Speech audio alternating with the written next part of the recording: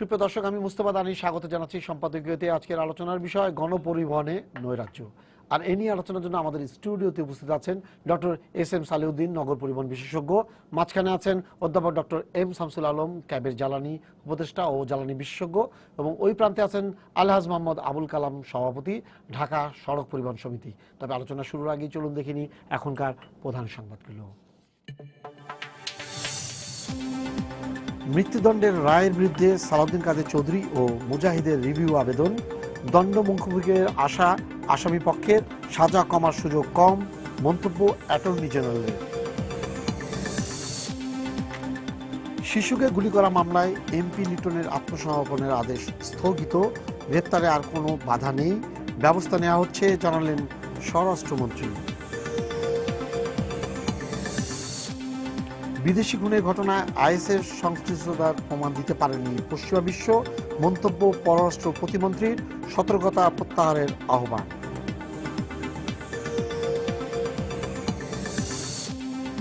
বেসরকারি শিক্ষক নিয়োগে পিএসসির আদলে কমিটি গঠনের সিদ্ধান্ত, শিক্ষামন্ত্রী জানালেন সরাসরি নিয়োগ দিতে পারবে না পরিচালনা কমিটি। এবং রাজধানীতে লোকাল বাসে অতিরিক্ত ভাড়া আদায় বন্ধে বিআরটিএর অভিযান, 1 জানুয়ারি থেকে ডিজিটাল নম্বর প্লেট ছাড়া গাড়ি না চালানোর নির্দেশ। সালাউদ্দিন ভাই, এই নগর বিশেষজ্ঞ করতে করতে কিন্তু আপনার জীবন শেষ হয়ে গেল, কিন্তু নগরবাসী যারা, তারা কিন্তু কখনোই স্বচ্ছন্দ বোধ করছে না। আজকে যে টপিকটা আছে, যে নিয়ে বিষয়টা নিয়ে আলোচনা আমরা করতে যাচ্ছি, যে বাস ভাড়া এবং মিনি বাস ভাড়া নগরে। এবং গত কয়েকদিন ধরে আমরা খেয়াল করছি যে প্রত্যেকের অভিযোগ, এখন অভিযোগটা কেন আসছে। তো বললো যে ওদের বক্তব্যটা হচ্ছে এরকম যে 10 পয়সা বাড়িয়েছে, 10 পয়সাতে কত টাকা বাড়বে সেটা তো একটা হিসাব আছে, কিন্তু তারা একটা লামসাম অ্যামাউন্ট নিয়ে নিচ্ছে। তো এইটা থেকে মানে এটা কার সাথে, এটা কি কোনো শুনানি হয় না? ভাড়াটা শুনানি কি জনগণের কেউ প্রতিনিধিত্ব করে, না শুধুমাত্র বিআরটিএ বাস মালিক সমিতির লোকজন থাকে এবং পরে তারা একটা আন্ডারস্ট্যান্ডিং করে তারপরে সচিবদের সাথে বসে এটা ঠিক করে ফেলে? ভাড়াটা আসলে নির্ধারণ করা হয় বিআরটিএ চেয়ারম্যানের নেতৃত্বে একটা কমিটি হয়, যেই কমিটিতে আপনার মালিক প্রতিনিধিগণ থাকেন, তারপর আপনার বিভিন্ন মন্ত্রণালয়ের সংশ্লিষ্ট বিভিন্ন মন্ত্রণালয়ের যারা প্রতিনিধি তারাও থাকেন। তাদের সাথে আলোচনা করে আপনার অপারেশনাল। জনগণের কোনো প্রতিনিধি থাকে, জনগণকে রিপ্রেজেন্ট করার কোনো জিনিস, কোনো আনুষঙ্গিক লোকজন থাকে ওখানে? আমার জানা মতে আগে যেমন একজন আমাদের যে মাননীয় নৌপরিবহন মন্ত্রী, উনি জনপ্রতিনিধি, উনি হিসাবে এমপি হিসাবে উনি একজন সদস্য ছিলেন আগে। তো এখন আছে কিনা আমি ঠিক বলতে পারবো না। তবে ডাইরেক্ট জনগণের প্রতিনিধি কোনো সংস্থার কোনো লোক থাকে না এখানে? না, জনগণকে প্রতিনিধিত্ব করে এরকম কোনো জিনিস আছে বলে আমার জানা নেই আর কি। চমৎকার, কিন্তু জনগণের বোঝা টানছে। তবে জনগণের এটা বোঝা টানছে। বিষয়টা হলো কি, যে হিসাবটা করা হয়, হিসাবে কিন্তু পুঙ্খানুপুঙ্খভাবে আপনার যে যতটুকু খরচ হবে সেই খরচের উপরে তাদের অপারেশনাল যেই লভ্যাংশ ধরা হওয়ার কথা সেইটুকু ধরেই কিন্তু হিসাবটা করা হয়। যেমন বর্তমানে আপনার বাসে পার কিলোমিটার 1 টাকা 70 পয়সা করা হয়েছে, 10 পয়সা বাড়িয়ে। মিনি বাসে করা হয়েছে 1 টাকা 60 পয়সা। কিন্তু দুঃখের বিষয় যে বাস এবং মিনি বাসগুলো সরকারের যে এই হিসাব কিলোমিটার প্রতি, সে অনুযায়ী তারা ভাড়া আদায় করছে না। তার প্রত্যক্ষ প্রমাণ আমি নিজেই। গতকাল আমি মিরপুর থেকে মিনি বাসে করে আপনার শাহবাগ আসব, কিন্তু আমার থেকে সে ভাড়া নিল আপনার মতিঝিল পর্যন্ত 27 টাকা ভাড়া নিল। আমি তাকে জিজ্ঞেস করলাম যে সরকারের হিসাব অনুযায়ী তোমাদের ভাড়া আসে 23 টাকার মতো, তো তোমরা সেখানে 27 টাকা নিচ্ছ কেন? নাও তুমি শাহবাগে আমার থেকে 23 টাকায় নিও, যেহেতু তোমরা বলেছো সিটিং সার্ভিস। আমার সিটটা খালি হয়ে গেলো, তোমরা বলছো এখানে প্যাসেঞ্জার উঠবে না। কিন্তু আপনাকে একটু ইন্টারাপ্ট করি।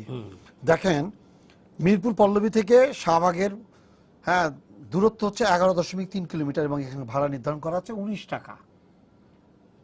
কিন্তু আমার থেকে তারা 27 টাকা নিয়েছে। চমৎকার। তার মানে অলরেডি আপনার কাছ থেকে 8 টাকা বেশি নিয়ে 8 টাকা বেশি নিয়ে ফেলেছে, এবং আমি এটা নিয়ে তাদেরকে বলেছি, তারা এটার জন্য কোনো সদুত্তর দিতে পারেনি। তাদের বক্তব্য হলো যে আমাদের মালিক আমাদেরকে বলে দিয়েছে যে 27 টাকা ভাড়া মতিঝিল পর্যন্ত, মিরপুর যেখান থেকে উঠুন, সুতরাং আপনি যেখানেই নামবেন আপনাকে 27 টাকাই দিতে হবে।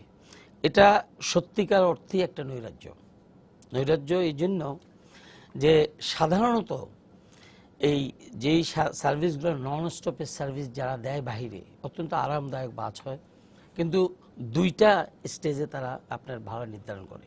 একটা হলো যে 50% অফ দ্য ডিস্টেন্স টোটাল যদি আপনি কভার করেন তাহলে আপনার একটা ভাড়া নির্ধারণ করে, আর 50%-এর অ্যাভাব গেলেই আপনার ফুল ভাড়াটাই আপনাকে দিতে হয়। কিন্তু আমাদের এখানে আপনার ওঠা মাত্রই কিন্তু আপনি সেই 2 স্টপেজ নামেন কি 3 স্টপেজ নামেন, আপনার থেকে ফুল ভাড়াটাই নিয়ে নিচ্ছে। এটা আমি যতটুকু জানি এবং দেখেছি যে যোগাযোগ মন্ত্রী মহোদয় এই বিষয়টা নিয়ে বেশ আপনার কয়েকদিন আগে দেখেছেন বিআরটিসির চেয়ারম্যান সাহেবকেও ইভেন শোকজ করা হয়েছে যে বিআরটিসির বাসে কেন অতিরিক্ত ভাড়া আদায় করা হয়। তা আমার মনে হয় সরকারকে এখানে অত্যন্ত কঠোরভাবে আপনার সিদ্ধান্ত নিতে হবে, কারণ আমি কালকে 2 ওয়েতেই আমি মিনি বাসে যাতায়াত করেছি এবং দুখানে আমি দেখেছি যে সেই যে ভিতরের যে পরিবেশ, এটা কোনো সভ্য সমাজের পরিবেশ হতে পারে না। কারণ প্যাসেঞ্জারদের সাথে যে টিকিট যারা আদায় করছে তাদের সাথে যে বর্ষা এবং তাদের সাথে যে ঝগড়া, এটা আপনার মেনে নেওয়া যায় না। এটা কোনো শহরের জীবন হতে পারে না। মনে হচ্ছে যে এটা নতুন বাস। নতুন তো নয়ই, ইভেন তার সিটগুলো তো বসার মতো না। চমৎকার স্যার। এবার উনি যে বলছেন, উনি তো বাসে ট্রাভেল করে উনি কথা বলছেন, আপনার ইয়াটা কি স্যার? এই যে শুনানি বা এই যে জিনিসগুলো হয়, কোনো জনপ্রতিনিধি থাকে না, মানে যারা গাড়িতে উঠবে তাদের ওই কথাটা সালাউদ্দিন সাহেবের কথা থেকে ফিরে আসি, ওখান থেকে বলে তারপর আমি আমার সাবমিশন জানাবো। ভাড়া নির্ধারণের বিষয়টি আমাদের অভিযোগ হচ্ছে এর আগে যে ভাড়া ছিল সেটাই বেশি ছিল, সেটা বাসের বলেন, মিনি বাসের বলেন, সিটিং সার্ভিস বলেন, আর হচ্ছে আপনার সিএনজি চালিতই বলেন। এই ভাড়ার বিষয়টি বেশি আছে, বেশি হচ্ছে, এই যে অভিযোগ, সেই অভিযোগটার উপরে গুরুত্ব দেওয়া হচ্ছে না। তারপরে আবার ভাড়া বাড়ানো হলো। এই ভাড়া বাড়ানোর বিষয়টি যা বাড়ানো হয়েছে তারপরে অতিরিক্ত নেওয়া হচ্ছে, এই অতিরিক্তটাকে প্রতিরোধ করতে, প্রতিবাদ করতেই পেছনের ব্যাপারগুলো ধামাচাপা পড়ে যাচ্ছে। এভাবেই আমরা বলতে পারেন যে বিভিন্ন ধরনের মানে লড়াই না, মানে নিজেকে কোনো রকম ভাবে টিকিয়ে রেখেছে। লড়াই করতে পারলেও তো তাও কিছু স্বস্তি ছিল যে লড়াই অস্তিত্ব টিকিয়ে রাখছে, অস্তিত্ব এখন বিপন্ন। এখন আসেন যে রেগুলেটরি কমিশনকে বলা হলো যে তেলের দাম যখনই বেড়েছে সিএনজির দাম বাড়িয়ে দিয়েছেন, কারণ বাস ভাড়া বেড়ে যাবে, তখন সমতা আসবে না, মালিকরা লাভবান হবে। ভালো কথা, বাড়িয়ে দিয়েছেন, সিএনজি থেকেও বাড়ছেন। এখন তেলের দাম কমে গেছে, আপনি তারপরেও সেই দাম নিচ্ছেন, নেন। সিএনজির দাম তো আর কমাবেন না, তাহলে সেটাও নিচ্ছেন, নেন। তাহলে আর পরিবহনে সিএনজির দাম বাড়ায়েন না। আর যদি সিএনজির দাম বাড়ানতেই হয় তাহলে ব্যক্তি খাতে বাড়ান, গণপরিবহনে বাড়ান না, সেটা পণ্য পরিবহন হোক জাতীয়। তারা বাড়িয়ে দিল 26%। তারা বাড়িয়ে দিয়ে 26% বাড়ানোর পরে তারা বললো যে কিলোমিটার প্রতি 1 পয়সা, 1.5 পয়সা বা ½ পয়সা বাড়ে, এরকম একটা তারা হিসাব দিল। এখন সালাউদ্দিন সাহেবের কথাই শুনতেছি বা আপনার হিসাবে আসতেছে যে 10 পয়সা বাড়লো। এই 10 পয়সা বাড়ার যদি পেছনে আসে 1 টাকা 50 পয়সা থেকে 1 টাকা 60 পয়সা, 10 পয়সা বাড়লো, কিন্তু এনার্জি কস্ট ইনক্রিমেন্টের জন্য কিন্তু বাড়ার কথা কয়েক পয়সাও না। আচ্ছা, এই জায়গাটা ইমপ্লিটেন্ট। এইবার আসেন বাড়ার যদি ভেতরের অ্যানাটমিটা আমরা দেখতে চাই, প্রথমেই দেখা যাবে যে গাড়ির কথা উনি বললেন, নতুন গাড়ির সব গাড়ির বয়স ধরা হয়েছে 10 বছর। সেই 10 বছরের মধ্যে ডেপ্রিসিয়েশন ক্যালকুলেট করে ভাড়ার উপরে ডিস্ট্রিবিউট করে, অথচ গাড়ি 30 বছরেরও আছে। মেনটেন্যান্স কস্ট ধরা হয়েছে, কালকে যে গাড়িটা কেনা হয়েছে তারও যা প্রতি বছরে, এটারও তাই। কোনো নিয়ম নীতি পদ্ধতি কোনো কিছুই মানা হয়নি, যেমন খুশি তেমনভাবে দৌড়ে হিসাব চালানো হয়েছে। চালিয়ে এরকম একটা কিছু ভাড়া এস্টিমেট দাঁড় করানো হলো। দাঁড় করানোর পরে এটা চাপিয়ে দিল। এখন কথা হচ্ছে ভাড়া নির্ধারণের কমিটির মধ্যে অন্তত যারা ভাড়া দেবে এই একটা তো ন্যাচারাল জাস্টিস বলে তো কোনো কথা আছে। উনি যে সভ্য সমাজের কথা বললেন, বাসের মধ্যে যে পরিবেশ বিরাজ করছে এটা কোনো সভ্য সমাজে বিরাজ করে না। মানে যাত্রীদের সঙ্গে যেসব আচরণের শিকার হচ্ছে যাত্রীরা, এগুলো কেউ দেখার মানুষ নেই, কেউ বোঝার মানুষ নেই। মনে হচ্ছে যে এরা কোথাও থেকে বোধহয় অনভিপ্ত কোনো কিছু রাষ্ট্রের মধ্যে ঢুকে পড়েছে। আমি আগের দিন আপনার এই অনুষ্ঠানে বলেছিলাম যে আমরা মনে হয় শরণার্থী হয়ে পড়েছি। এদেশে শরণার্থী অন্য দেশের সব লোকজনকে যেভাবে ট্রিট করে কোনো দেশ, আমরা বোধহয় সেই জায়গায় চলে গেছি। এই সব জায়গাগুলো দেখলাম। এখন আসেন যে ভাড়া নির্ধারণের যে প্রক্রিয়াটার মধ্যে আগে কোনো রকমভাবে যাত্রী কল্যাণ সমিতির লোকজন ডাকা হতো, ক্যাবের লোকজন প্রতিনিধি থাকতো, এবার তাদেরকে ডাকা হয়নি। কেন ডাকা হয়নি? মালিকরা নাকি বাধা দিছে। এগুলোর প্রমাণ সাপেক্ষ, আমি তো নিজে কানে শুনিনি। এই সব করে টোরে যেমন খুশি তেমন করে এটা সাজানো হয়েছে। গতকালের পত্রিকায় যদি আপনি দেখেন, রাষ্ট্রপতি বলেছেন যে রাজনীতি ব্যবসায়ীদের পকেটে চলে গেছে। এই কথাটা একেবারে হেডলাইন হয়ে আসছে, নিশ্চয়ই আপনার চোখে ধরা পড়েছে। আজকে দেখেন যে কিভাবে পকেটে চলে গেছে, সেই পকেটে যাওয়ার ক্রিয়া প্রতিক্রিয়া কিন্তু এখানে দেখা যাচ্ছে। এদেরকে কারোর থামানোর ক্ষমতা নেই। দৌড়ায় বেড়াচ্ছেন ওবায়দুল কাদের সাহেব, যোগাযোগ মন্ত্রী, তিনি ফাইন করছেন। ফাইন করে তাদেরকে আরো বেপরোয়া করে তুলেছে। যত ফাইন করে তার থেকে এই সব জুলুম করলে তার থেকে বেশি টাকা পাওয়া যায়। কেন রোড পারমিট বাতিল করতে পারেন না? কেন 3-4 দিনের জন্য আদালতে কাস্টডিতে নিয়ে যেতে পারেন না? কারারুদ্ধ করতে পারেন না? এসব করতে পারেন না, কারণ রাজনীতিতে পকেটে ঢুকে পড়েছে। ওবায়দুল কাদের সাহেব নিজেও পকেটে আছেন এবং শাহজাহান খান নিজেও পকেট বানিয়ে ফেলেছেন। তো এই সব পকেটে উঠাউঠির ব্যাপারের মধ্যে আমরা নিষ্পেষিত হচ্ছে। এইবার আসেন ভাড়ার চিত্রটা আমি আপনাকে বলি। প্রথমেই আসেন 108টা মামলা হয়েছে। আমাদের স্ট্যাটিস্টিক্স বলে 808টা মামলা হয়েছে। এই মামলায় যেসব ফাইন করা হয়েছে সেসব ফাইন তাদেরকে এসব করতে আরো উৎসাহিত করেছে। সুতরাং তারা আরো বেশি বেপরোয়া হয়ে গেছে। এটা মনে হচ্ছে যেন তারা এই ফাইন দিয়ে তারা বৈধতা পেয়ে গেছে। যেমন কন্ট্রাক্টর ঘুষ দিয়ে এসে রাস্তায় যখন 3 নম্বর ইট ব্যবহার করে, তখন যদি কেউ তার চ্যালেঞ্জ করে, বলে যে আমি 27 নম্বর ইউজ করবো, তাতে তোমার কি? আমি সবাইকে খাওয়াই আসছি, তার মানে আমি সবাইকে ফাইন দিয়ে এসছি, আমি এটা আরো আদায় করব, আমার ফাইনের টাকা তুলতে হবে। এই মনোভাবটা পরিবহন খাতে বিরাজ করছে। এইবার আসেন, মন্ত্রী বলছেন যে 40% পরিবহনে ভাড়া বেশি আদায় করা হচ্ছে। কি পরিমাণ আদায় করা হচ্ছে সেটা বেশি বড় উনি অ্যাকনলেজ করেছেন, মানে পাবলিকলি অ্যাকনলেজ করেছেন। কিন্তু আমাদের হিসাবে বলে 87% গাড়িতে ভাড়া। এখন আমরা 87 বলছি, মন্ত্রী বলছেন হচ্ছে 40%, আবুল কালাম ভাই হয়তো বলে 20%। তাহলে কোনটা সত্যি? এর তো একটা যাচাই বাছাই প্রক্রিয়া থাকতে হবে। আমি আরেকটু বলিনি, আরেক সেকেন্ড আমাকে সময় দেন। এইবার আসেন ভাড়া ভাষার স্ট্যাটিস্টিক্স দেই। মানিকগঞ্জ থেকে গুলিস্তান পর্যন্ত ভাড়া, শুভ যাত্রা শুভ নাকি একটা আছে, তার ছিল 70 টাকা, এখন তাকে নেওয়া হচ্ছে 100 টাকা। আমার শোনা কথা, আমি দেখিনি, আমি শুনে আসছি। আমি দেখেছি যেটা সেটা পরে বলছি।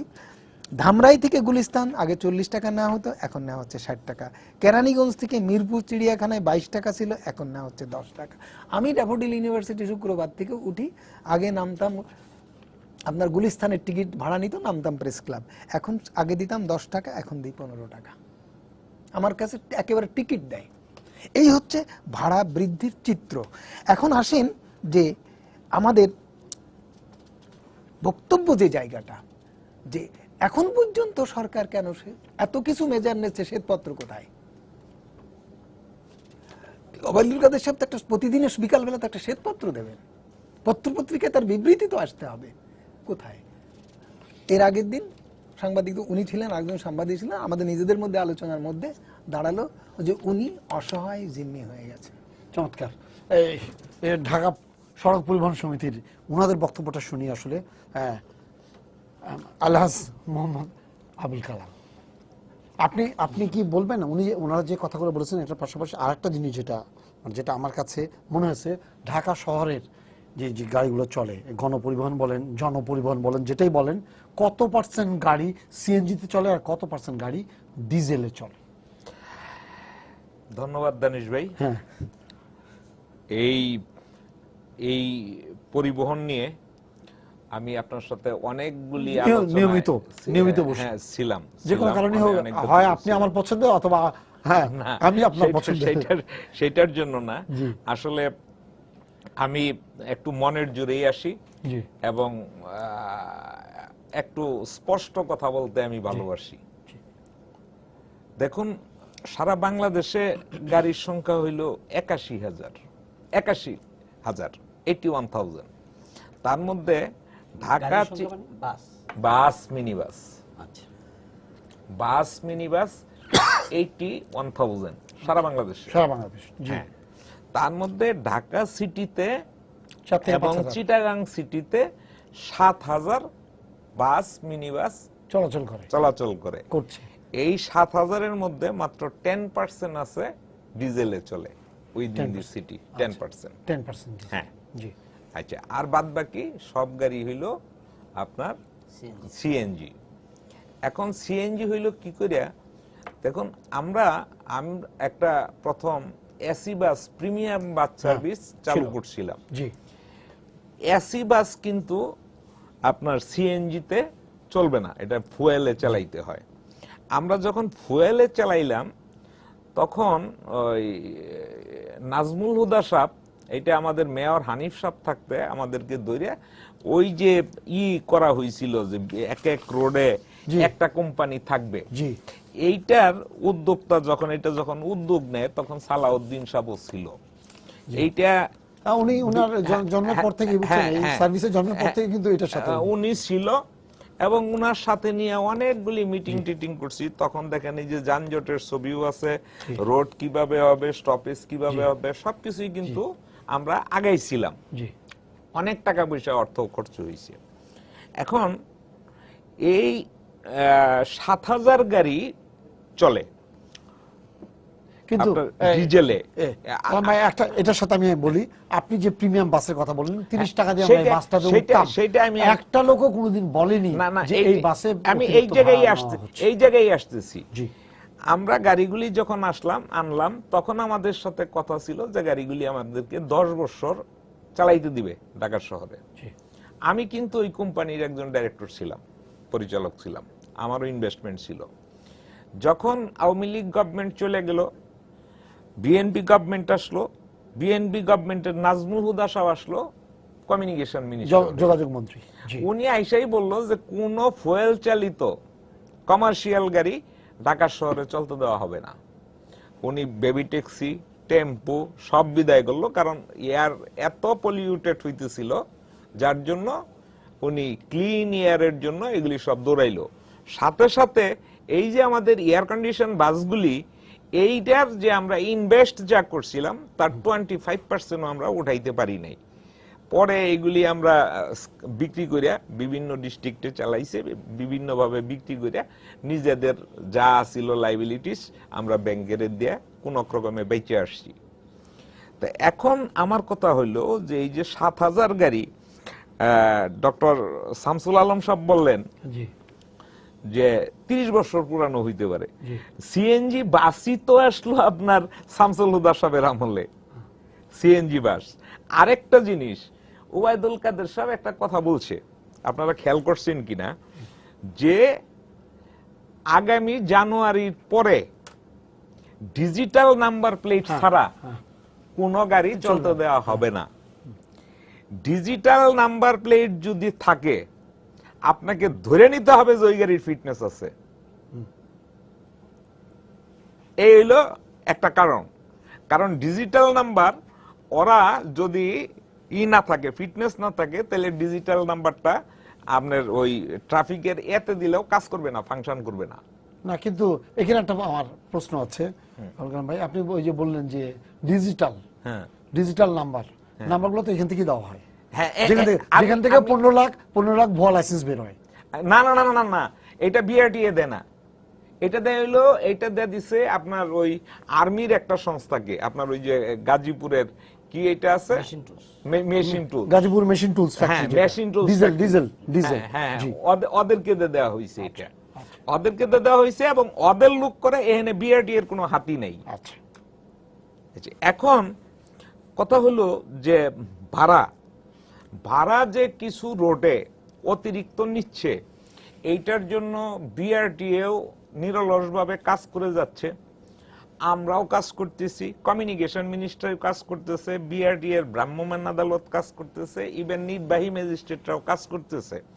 একটা জিনিস হয়ে গেছে, এইটা যত দ্রুত সম্ভব আমরা এটারে কমিয়ে একটা সিস্টেমের মধ্যে আনার চেষ্টা করছি। এই অরাজক কোনো কিছু কিন্তু শুরু হইলেই বাংলাদেশের একটা জিনিস হইলো যে অরাজকতা হচ্ছে, এবং একটা গ্রুপ হইলো অরাজকতা করার পক্ষে। ওই অরাজকতা করার পক্ষে যারা, এদেরকে নিউট্রালাইজ করতেও কিন্তু আমাদের সময়ের দরকার হয়। এখানে আমার একটা প্রশ্ন আসছে আলমাজের জানার জন্য, এই যে ন্যূনতম ভাড়া গাড়িতে উঠলে 7 টাকা, এইটা শুনুন, এই যে আপনারা যে আগে 5 টাকা ছিল, আপনি আমাকে বলেন পাশে তো ভারতের বিরাট একটা ইয়ে আছে, ওরা তো এই ন্যূনতম ভাড়া বলে কোনো শব্দ রাখে না।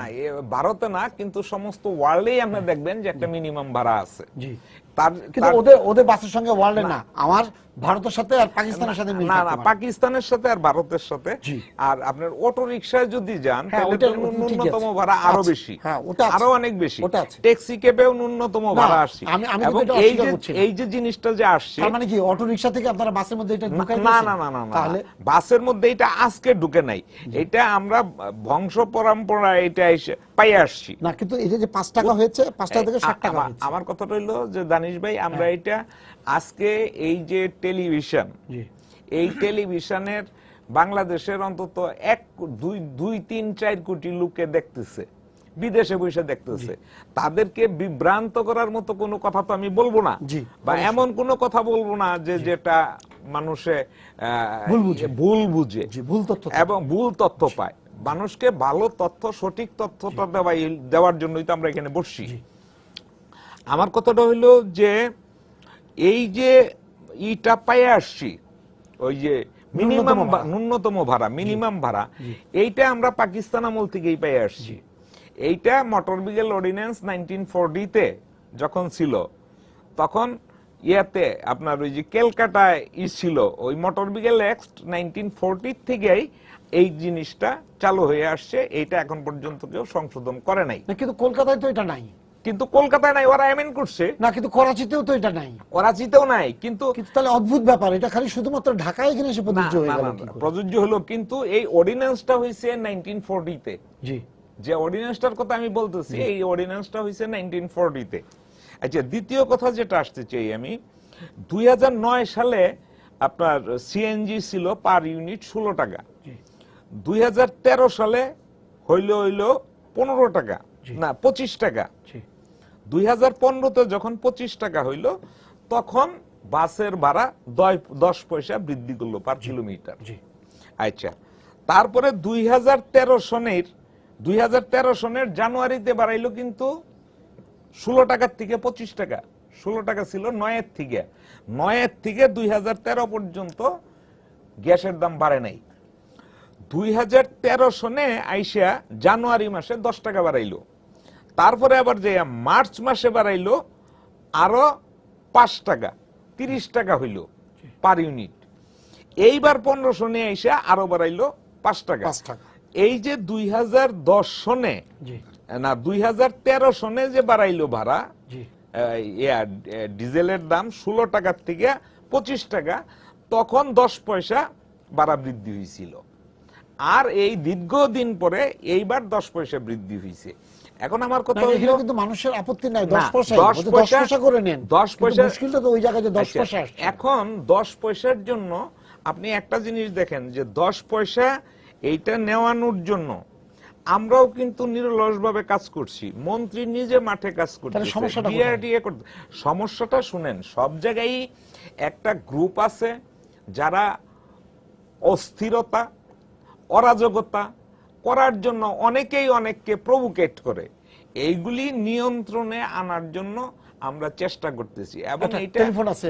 জি আবু কালাম ভাই, দর্শক আপনার পরিচয় দিয়ে প্রশ্ন করুন। জি, আমার নাম মোজাম্মেল হক চৌধুরী, আমি মহাসচিব বাংলাদেশ যাত্রী কল্যাণ সমিতি। ও আচ্ছা আচ্ছা। আমি যে বিষয়টা এখানে উত্থাপন করতে চাই, মাননীয় মন্ত্রী আজকে স্বীকার করলেন যে 40% গাড়িতে অতিরিক্ত ভাড়া আদায় করা হচ্ছে।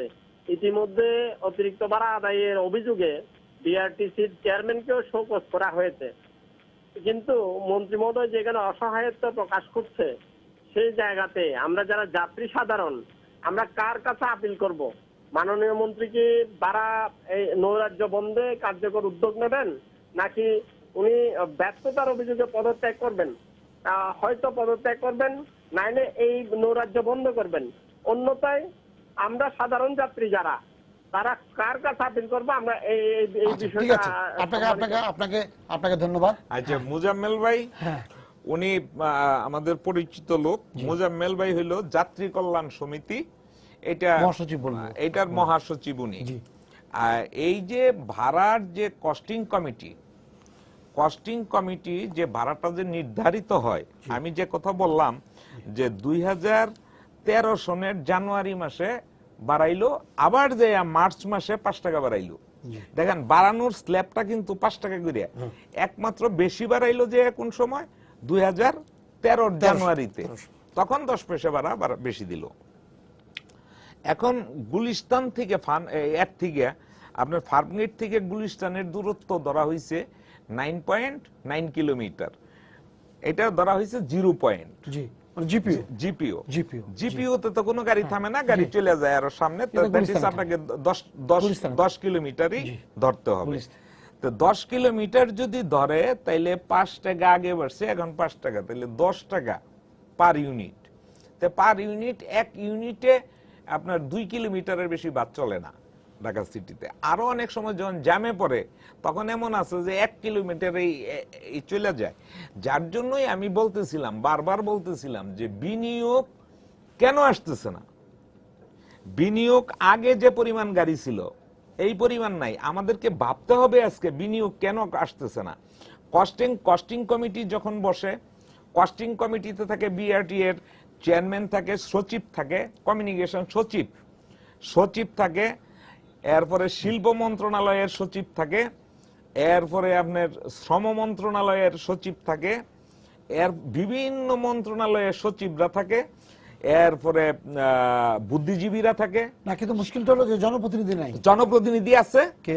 জনপ্রতিনিধি আছে আপনার যদি পার্লামেন্টারি এতে যান তাইলে আপনার শিল্প মন্ত্রণালয় এবং যোগাযোগ মন্ত্রণালয় দুইটারই সংসদীয় কমিটির থাকে। এরপরে আপনার এই যে যাত্রী কল্যাণ সমিতি, যে মুজাম্মেল হক সাহেব, ওনারা থাকে, মালিক থাকে মাত্র একজন, মালিক প্রতিনিধি। তারপরও মালিককে ভয় করছে। না, শ্রমিক প্রতিনিধি একজন। আচ্ছা, এখন শাহজাহান খান সাহেবের কথা আসছে। শাহজাহান খান বাংলাদেশ সড়ক পরিবহন শ্রমিক ফেডারেশনের, সারা দেশে একটাই ফেডারেশন। এই শ্রমিক ফেডারেশন করে শাহজাহান সাহেব আজকে 35-40 বছর যাবত, দীর্ঘদিন যাবত। ওইটার উনি এক্সিকিউটিভ প্রেসিডেন্ট, ওয়াজিউদ্দিন খান সাহেব প্রেসিডেন্ট। যার জন্যই শাহজাহান খান সাহেব যখন যে কোনো সময় বিএনপি গভর্নমেন্টের সময় বলেন সব সময় যেত। আর আমরা ব্যবসায়ী হিসাবে আমাদের ব্যবসায় বাংলাদেশ সড়ক পরিবহন সমিতি, এই সমিতির একজন প্রতিনিধি থাকে কস্টিং কমিটিতে। চমৎকার। উনি যেটা বলছেন, কস্টিং কমিটিতে ওনাদের একজন থাকেন, আর বাকি সব হলো বিভিন্ন সচিব, বিভিন্ন মন্ত্রণালয়ের প্রতিনিধিত্বকারী লোকজন, এবং সাংবাদিক থাকে, বুদ্ধিজীবী থাকে, সুশীল সমাজও থাকে, সুশীল সমাজ থাকে, নাগরিক সমাজ থাকে, নাগরিক সমাজ থাকে, এই সমাজের লোকজন থাকে। কিন্তু সবচেয়ে বড় আমি দেখলাম যে সমাজের মধ্যে যারা ছিলেন, ওই যে গণশুনানির যে একটা আমি দেখলাম গত কয়েকদিনে, তো ওই সমাজে ওই সুশীল সমাজগুলো দেখি ওনারা উল্টা কথা বলছেন। আর উনি যে কথাটা বলেছেন যে ভাড়া আসলে যেভাবে বলা হচ্ছে ঠিক সেভাবে বাড়েনি, 10 পয়সা বেড়েছে বা এরকম, কেউ উচ্ছৃঙ্খল ইয়ার কারণে অথবা অনিয়ম তৈরি করার জন্য এই কাজটা করছে। কিন্তু যখনই ভাড়াটা বাড়ার সঙ্গে সঙ্গে কিন্তু ভাড়ার পার্সেন্টেজ অনেকভাবে বেড়ে যায়। হ্যাঁ, এবং মন্ত্রী বলছেন যে এটা হচ্ছে না, উনি করতে পারছেন না। তাহলে এটা করবে কি? দেখুন, এই ভাড়া নির্ধারণ বা কস্টিং করার সাথে আমিও অনেক দিন জড়িত ছিলাম নিজেই। আপনার এখানে একটা কথাই কিন্তু সবার কাছে এখন প্রশ্নতীত রয়ে গেছে এবং সবাই এটা নিয়েই আপনার আলোচনা করছে। সেটা হলো যে যেই সকল কারণগুলোকে বেজ করে আপনার ভাড়াটা বৃদ্ধি করা হয়েছে, মানুষ কিন্তু সেটা মেনে নিয়েছে যে ঠিক আছে, আপনার জ্বালানির দাম বৃদ্ধি পেয়েছে, স্পেয়ার্সের দাম বৃদ্ধি পেয়েছে, ট্রাভেল টাইম বেশি লাগছে, আপনার ট্রিপ সংখ্যা কমে গেছে এবং চাঁদার হার বেড়ে গেছে। এই জিনিসগুলা করে ঠিক আছে ভাড়া বাড়িয়েছে তাদের সাস্টেনেবিলিটির জন্য। কারণ আপনাকে একটা জিনিস দেখতে হবে, সেটা হলো যে আপনি যদি এটাকে মানে আপনার টোটালিটিতে দেখেন, গ্লোবালি দেখেন, তাহলে দেখবেন আপনি যে কেবল বাসেই কিন্তু ভাড়া বৃদ্ধি হয়নি, বেবি ট্যাক্সি এখন যেখানে আগে 200 টাকা ভাড়া ছিল এখন 300 টাকা নেই, এটা নিয়ে কিন্তু কেউ আলোচনা করছে না। রিক্সার ভাড়াও কিন্তু বেড়ে গেছে, টোটাল জিনিসটাই বেড়ে গেছে, বেড়ে গেছে। প্রশ্ন হলো যে এই যে 10 পয়সা বাড়লো, এর থেকে বেশি কেন তারা নিচ্ছে, এইটাই তো প্রশ্ন। কেন তারা নিচ্ছে? মন্ত্রী মহোদয় নাকি বলেছেন, আমি যা শুনলাম, যে 40% বৃদ্ধি বেশি করে নিচ্ছে।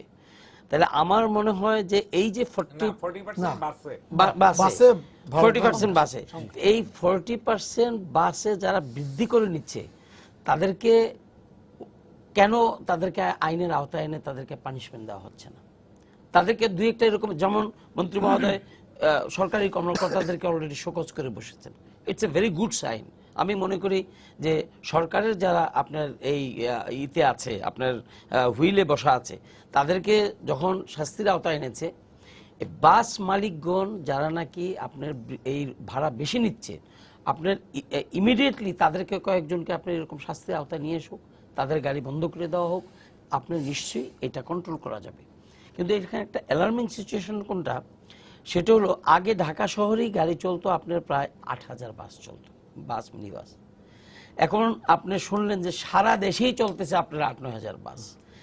এই যে হ্রাস পাওয়ার যে কারণ, ঢাকা এবং চট্টগ্রাম, চট্টগ্রামে, হ্যাঁ, ঢাকাতে চলছে 4000, 4,500, অর্থাৎ 50%-এর মতো আপনার কমে গেছে। উনি বলছেন যে কমে যাওয়ার পিছনে কারণ, হ্যাঁ, এটা কিন্তু এটা কারণ তো উনি বলছেন, কিন্তু আমার কথা এটা কিন্তু একটা অ্যালার্মিং সিচুয়েশন। এই অ্যালার্মিং সিচুয়েশনটার জন্য অনেকগুলো আদার ফ্যাক্টরস দায়ী, আমি যেগুলোর কথা বললাম, যানজটের জন্য দায়ী।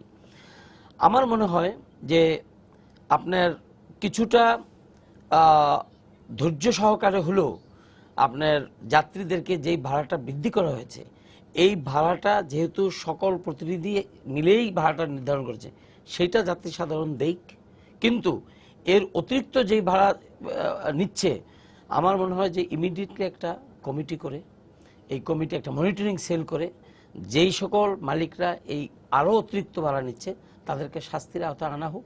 আপনি দেখবেন যে এটা আপনার কমে যাবে।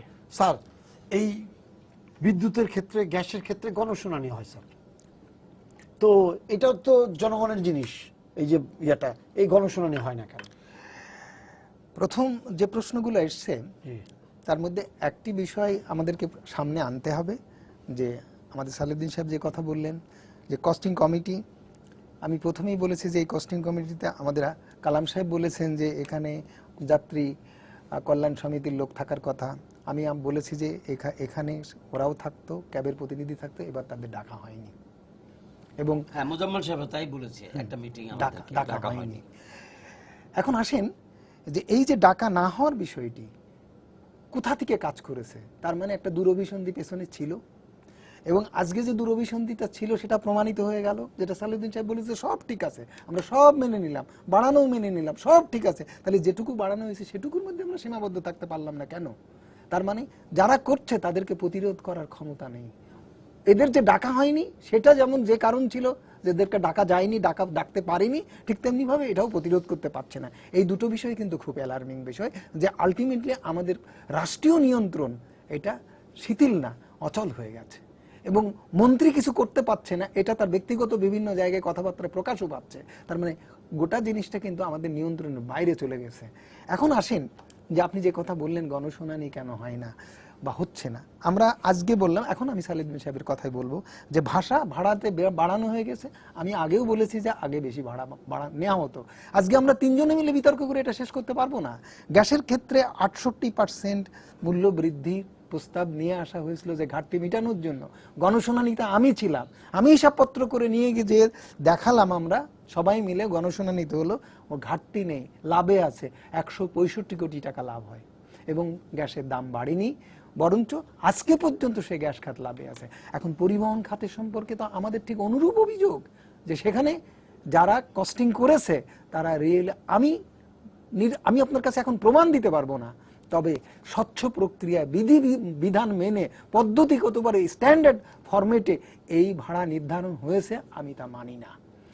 এটাকে স্বচ্ছভাবে আগে করা হোক, সেইটা করার জন্য দরকার হলে পরিবহন সেক্টরকে রেগুলেটরি কমিশনের আওতায়, রেগুলেটরি বিধিবিধানের আওতায় আনা হোক, এবং মানুষকে কনফিডেন্সে নেওয়া হোক। যতই আপনারা বলেন যে আমরা নিয়ম কানুন মেনে ভাড়া নির্ধারণ করেছি, সঠিকভাবে মানুষ তা বিশ্বাস করে না, আমি নিজেও করি না, তাহলে এই জায়গাগুলো রিপেয়ার করতে হবে না? আমি জনগণের প্রতিনিধি, এই অবিশ্বাসের মধ্য দিয়ে চলছে। যখনই ভাড়া বাড়ে তখনই মারামারি হয়, এটা তো আজকের কথা না। তারপরে একসময় মানুষ অসহায় হয়ে সেই জিনিসগুলো মেনে নেয়। এই এই এই নেচার, এই দৃষ্টান্ত তো খুব ভালো লক্ষণ না? ওই দিনের আলোচনায় উনি আশঙ্কা বোধ করেছিলেন যে পরিবহন খাত হয়তো ধ্বংস হয়ে যাবে। ধ্বংস তো করা হচ্ছে, ধ্বংস তো হবে, আমিও আশঙ্কা করি ধ্বংস হবে, পরিবহন খাত ধ্বংস হবে, সব খাত ধ্বংস হবে। সেই ধ্বংসের আলামত তো রাষ্ট্রপতির মুখে, যে রাজনীতি ব্যবসায়ীদের পকেটে চলে গেছে। এভাবে ব্যবসায়ীরা যদি রাজনীতিকে কুক্ষিগত করে, মানুষকে জিম্পি করে, মানুষের স্বার্থকে পদদলিত করে নিজের লুটপাট করে নেয়, তাহলে একটি ধ্বংস সবই তো হয়ে যাবে, দেশটাই ধ্বংস হয়ে যাবে। সেই জায়গা থেকে আমাদেরকে তো উদ্ধার পেতে হবে। রাষ্ট্রপতি সেই অঙ্গীকার ব্যক্ত করেছেন, হ্যাঁ এটা থেকে মুক্ত হতে হবে, মুক্ত পেতে হবে। তার জন্য আমাদেরকে মানুষকে ক্ষমতায়ন করেন, মানুষকে প্রতিরোধ করতে শেখান। ইন্ডিয়াতে 1 পয়সা ভাড়া বাড়াক দিনই, সেখানকার কি পরিবহন মারা গেছে নাকি?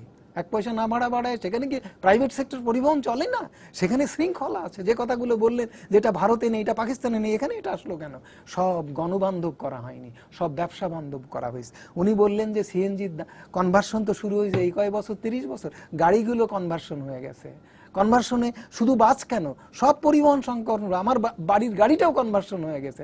সিএনজির ভাড়া মালিকদের এখানে 900 টাকার কথা বলা হয়েছে, যখন 600 টাকা ছিল তখন 900 টাকা নেওয়া হয়েছে। গাড়ির মালিক এখন 1200 টাকা নিয়েছে। গাড়ির মালিক কোন নিয়মে এই 900 টাকা করলো? কস্টিং কমিটি কোন বিধান অনুযায়ী 900 টাকা হলো তার পার ডে ভাড়া? আবার সেই 900 টাকা করার পরে 12,000 টাকা নেওয়া, 1200 টাকা নেওয়া হচ্ছে। কোন বিবেচনায়, কোন ন্যায় বিচার বোধ এটা করা? শেষ পর্যায়ে চলে আসছে আমরা, শেষ আপনি আশ্বস্ত করবেন কিনা জনগণ? যে আমি একটু বলি, 1 মিনিট, তারপরে আমি আশ্বস্ততায় আসছি। শামসুল আলম সাহেব উনি বললেন যে গাড়ি কনভার্সন করে নেওয়া হয়েছে। I am sorry to say যে ডিজেল ইঞ্জিন যেগুলি রাস্তায় চলে না, শুনেন আমি বলি, সিএনজি যেখানে ব্যবহার করা হয় সমস্ত জায়গায়, আমার শুনেন, আপনি শুধু ডিজেলের মধ্যে থাকছেন। শুনেন, আই এম কনসার্নড উইথ বাস, আপনি থাকেন, আমরা তো সবকিছুতে কনসার্ন। আপনারা সবকিছু থাকলে ঢাকায় 2 লক্ষ গাড়ি আছে যেগুলি সিএনজি তে চলে, কনভার্সন হওয়া, পেট্রোল গাড়ি কনভার্সন হইছে, চলে। তো তাদের আপনার করেন না কেন যে একমাত্র কমার্শিয়াল বিকেল সে এই রেটে পাবে? আপনি ইন্ডিয়ার কথা বলতেছেন, ইন্ডিয়াতে সিটিগুলিতে আপনি দিল্লিতে বিআরটি আছে, আহমেদাবাদে বিআরটি আছে, বোম্বেতে আছে, গভর্নমেন্টের প্রায় 50% গাড়ি আছে গভর্নমেন্টের। আর আমাদের দেশে বিআরটিসির নামে মাত্র 1200 গাড়ি আছে, তার মধ্যে এগুলি বিভিন্ন কাজে। এখানে কিন্তু একটা অভিযোগ আছে যে আপনারা তাদেরকে নামতে দেন না। না না না না না, বিআরটিসি এমন একটা জিনিস যার কোনো রোড পারমিট লাগে না, কিচ্ছু লাগে না। কিন্তু কোন জায়গায় চললে আপনারা বলেন যে এটা বন্ধ করুন, আমরা চালাবো না। তাদের অ্যাকচুয়ালি গাড়ি নাই, তাদের গাড়ি বিভিন্ন ইউনিভার্সিটি, বিভিন্ন জায়গায় ভাড়া দেওয়া। অ্যাকচুয়ালি তাদের যে সংখ্যক গাড়ি আছে এগুলি চলতেছে, এইটা ঠিক না। তবে তাদের আগে সিটির প্রবলেম সলভ করে, যে সিটিতে আপনার রিক্সা বলুন, গণপরিবহন যদি বলা হয়, তো ঢাকা শহরে আপনার প্রায় 2.25 কোটি লোক বসবাস করে। 2.25 কোটি লোকের মধ্যে ঢাকায় ধরেন 1.5 লক্ষ প্রাইভেট কার আছে, তাহলে কত পার্সেন্ট লোক প্রাইভেট কার ব্যবহার করতেছে? আর বাদ বাকি সবাই তো গণপরিবহন ইউজ করতেছে। গণপরিবহন মানে রিক্সা, অটো রিক্সা, মোটরসাইকেল, যা বলেন, বাস, সবই করতেছে। তো এই ক্ষেত্রে গভর্নমেন্টের উচিত, বিআরটিসির উচিত যে ঢাকা সিটির চাহিদাটা মেটানোর জন্য সাফিসিয়েন্ট গাড়ি আনা। তারা বারবার সাফিসিয়েন্ট গাড়ি আনার পরে এই গাড়িগুলি ভাইবল না বিদায় এইগুলি কিন্তু আবার ঝইরা পড়ে তাদের গাড়ি। আমার কথাটা হইলো এই যে এইটার থেকে মুক্তি পাওয়ার জন্য আমরা নিরলসভাবে কাজ করছি এবং আমরা করে যাব। গভর্নমেন্টের উচিত যে ইটা ঘাটতিটা চলে আসছে 7,000 থেকে 4,500, ওই অ্যামাউন্টের ওই পরিমাণ গাড়ি গভর্নমেন্ট রাস্তায় নামানো, গভর্নমেন্ট বিনিয়োগ করুক, অথবা গভর্নমেন্ট যারা বড় বড় প্রাইভেট আছে, কোম্পানি আছে বা যারা আছে, আর এই লক্কর চক্কর গাড়িগুলি এইগুলি স্ক্র্যাপ হিসাবে গভর্নমেন্ট নে খুব কম প্রফিটে, 3% 4% প্রফিটে এই মালিকদেরকে প্রোভাইড করুক, যেমন 5 বছর 7 বছরের গাড়ি চলতে মনে করবেন যে শেষ, ওটার সিরিয়াল নাম্বার প্লেটটা দেখবেন, নাম্বার প্লেটটা দেখে ইনকোয়ারি করে দেখবেন যে এটা 2 বছর বা 3 বছর আগে। এইটা না করে একটা সিঙ্গেল লেন দিয়ে, যেটা ওই যে সালাউদ্দিন সাহেব দেখাইছে, খুব আনন্দ পাইছিলাম ওই দিন মিটিং এ। সালাউদ্দিন সাহেব ছিল, আমিও ছিলাম, খুব আনন্দ পাইছিলাম যে এই আমাদের কিভাবে সুন্দর করে, রোডটা কিভাবে হবে। হ্যাঁ হ্যাঁ হ্যাঁ, যে রোডটা কিভাবে আমরা ওটা এখনো সুন্দর লেখা করে আছে, এই যে সুন্দরভাবে লেখা আছে, এইভাবে সুন্দরভাবে লেখা আছে, সুন্দরভাবে লেখা আছে। সুন্দরভাবে লেখা আছে। কিন্তু এর কোনো কিছুই হয় নাই বিগত 10 বছরে। জি। এখন আমার কথাটা হইলো যে গাড়িগুলি লক্কর চক্কর গাড়িগুলি আছে, এই গাড়ির মালিক দেখেন 2 জনে একটা মালিক, অথবা কোন লোক রিটায়ারমেন্টে আসছে, সে তার ছেলেরা চাকরি দিতে পারে না, একটা গাড়ি কিনে দিছে। আগে কিন্তু অশিক্ষিত লোক গাড়ি চালাইতো, এখন কিন্তু সব শিক্ষিত ছেলেপেলেরা একদম শেষ পর্যায়ে আছে কিন্তু। জি, শেষ পর্যায়ে। একদম শেষ। এদেরকে প্রোভাইড করার জন্য এদের এই গাড়িগুলি একটা প্রাইস ধরে গভর্নমেন্ট নিয়ে যায়, হয় ক্র্যাপস করুক, আদারওয়াইজ কোন ডাম্পিং এ দেখ, এটার একটা মূল্য ধরতে হবে, ধরে একটা বুক ভ্যালু ধরে তারপরে ওই অ্যামাউন্টটাই ইকুইটি হিসাবে নিয়ে খুব লো মার্জিনে, খুব খুব কম ইন্টারেস্টে এইগুলি দিলে বিনিয়োগ আসবে এবং মানুষও সাহস পাবে, সাথে সাথে গভর্নমেন্টেরও উচিত এই জনগণের ভোগান্তি সামাল দেওয়ার জন্য। আচ্ছা, আমাদের সময় শেষ হয়ে গেছে। আপনি যেভাবে বললেন, আমরা আশা করি যে এই সমস্যাটা যেভাবে প্রতিবার আসে, এবারও এসেছে, আপনি বলছেন যে চেষ্টা হচ্ছে, কিন্তু এখান থেকে ওনারা যেটা বলছেন যে আমরা দেখতে পাচ্ছি না চেষ্টার কোন জায়গায়, কোন জায়গায় চেষ্টাটা হচ্ছে। মানে এটা আসছে যখন গভর্নমেন্টের যে ইনস্ট্রুমেন্ট থাকে তাতে সরাসরি তাদেরকে নির্দেশ দেওয়া হয়, অন্য কাউকে গভর্নমেন্ট ওইভাবে নির্দেশ দিতে পারে না। তারা একটা সার্কুলার জারি করে, তারপরে মানছে কি মানছে তার জন্য লোক নামাতে হয়, অনেক কিছু করতে হয়, যে জিনিসগুলো আসলে গভর্নমেন্টের পক্ষে সবসময় করা সম্ভব হয় না। তো আপনাদেরকে স্টুডিওতে আসার জন্য সবাইকে ধন্যবাদ জানাচ্ছি, সবাইকে শুভেচ্ছা জানিয়ে শেষ করছি আজকের সম্পাদকীয়। আগামীকাল আবারও দেখা হবে রাত 10টায়, দেখার আমন্ত্রণ রইল। শুভরাত্রি।